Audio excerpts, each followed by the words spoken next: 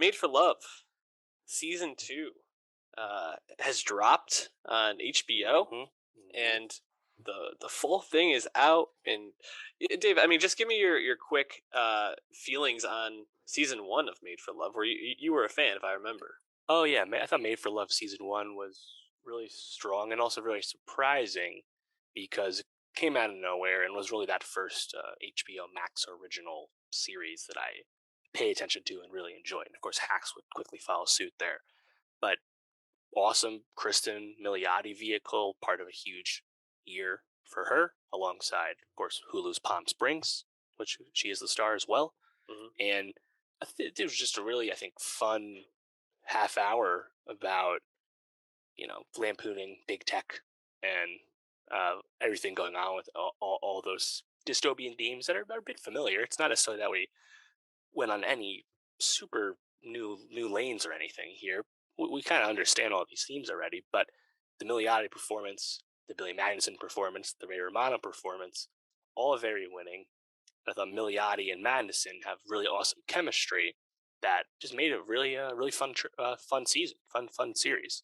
And I think Made for Love season two coming back when it did during this huge glut of April and May 2022, we're getting so much television before the Emmy deadline. Just I'm not seeing really any coverage of Made for Love season two at all. I think people have let this one slide because there's so much else on TV. And I find that a bit unfortunate because I thought season two actually exceeded my expectations because it switched things up in a way I didn't expect. Yeah, season 1, I think, really stood out, like you said, as this like take and this satire on big tech, but also I think it asked some like interesting questions about like partnership, and like personal sacrifice for people that you love.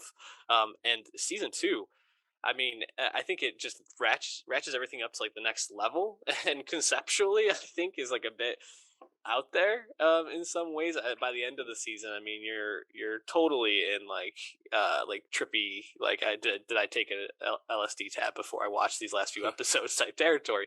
But it all really hits, and like you said, you get some really great performances from the top three build there, right? Kristen Milioti, Billy Magnuson, and Ray Romano. And I think Romano, especially in the second season, really stood out to me. Obviously, he's been doing some more like serious roles in the last 5 to 7 years. So it's great to see him continue on that. But overall, I thought season 2 kind of continued season 1's success. I don't know if I liked it more than season 1. I think there's some things that didn't totally work for me, but there's definitely some really fun parts to it that I found myself laughing and just wanting to kind of keep being with these characters. You felt the same way? Yeah, for sure. I think what I really enjoyed about season two is that there's an important switch up that we're not seeing Hazel trying to escape the hub again. She's not trying to Right. escape Magnuson. She is in the hub with him and is kind of like an agent on the inside. And I just really like how they kind of flipped that around. Mhm. Obviously, our ending position for this series sets up a vastly different season three if we are to get a season three. It has not been renewed at this time. But once we start really going deep into the AI stuff, and they really just continue where season one left us, where we get revealed that Hazel has a chip in her head. And they take it so much farther. I really like that I didn't just kind of run back the core plot mechanics of season one. So the fact that we switch that up a bit makes it interesting enough that you can just really sit with and love those three central performances. And meanwhile, what's his name? Jay Jackson, the Dro from Insecure. Jasper. Yeah, the guy who plays Jasper, elevated series regular here. You get a bit of Russ Hanneman again from Silicon Valley. Um, yeah, I think it's pretty fun, and it's also it doesn't wear out its welcome. It's only 4 hours. Yeah, Russ Hanneman is just absolutely dynamite in this. His name is Chris DM Topolos. I Yeah, definitely butchered the last Dematopoulos. Yeah, name. My apologies. Greek.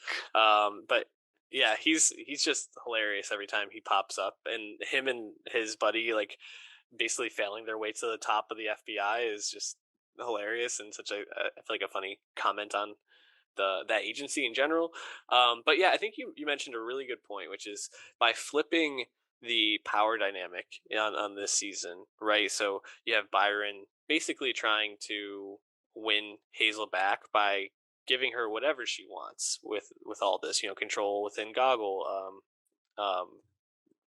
letting her like spend time with her dad, taking care of him, like all this stuff is really nice because it not only does it allow you to kind of like sympathize and I think builds up Byron as a character, as someone that you can at least like a little bit, and he becomes enjoyable to spend time with. Whereas there were times in season one where he's just like so despicable and so unhuman. It's like, okay, well, it's hard to totally mesh with a robot all the time.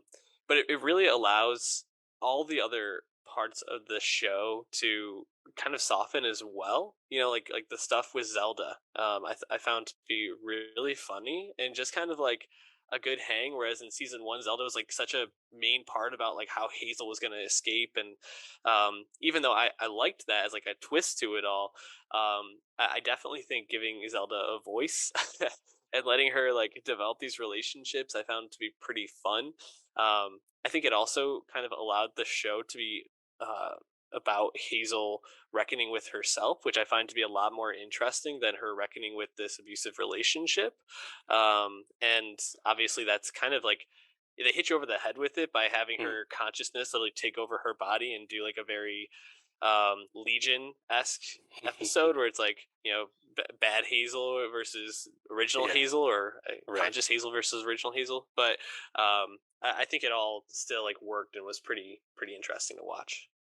Totally. Yeah, I thought Magnuson did a really nice job too, because again, his character is on the back foot this time. It's a different side of Byron, but I think he's really just proven himself as a winning performer. I thought it was fantastic. In No Time to Die should have been the main villain, if we're Yeah, being honest, and agree. he's already proven himself in other smaller roles like Game Night. But at the end of the day, the show is really a Milioti vehicle, and she's just really just dynamite in the role. So I look forward to a season three if they do move forward with one. Yeah, and just to kind of highlight one of the points I made at the beginning, I think Romano, especially in those later episodes when he's, talking to Hazel about wanting to pass away on his own terms and stuff like that, I thought that was really effective from him. And seeing him just kind of like enjoy what's it called, the sphere or the The hub, hub.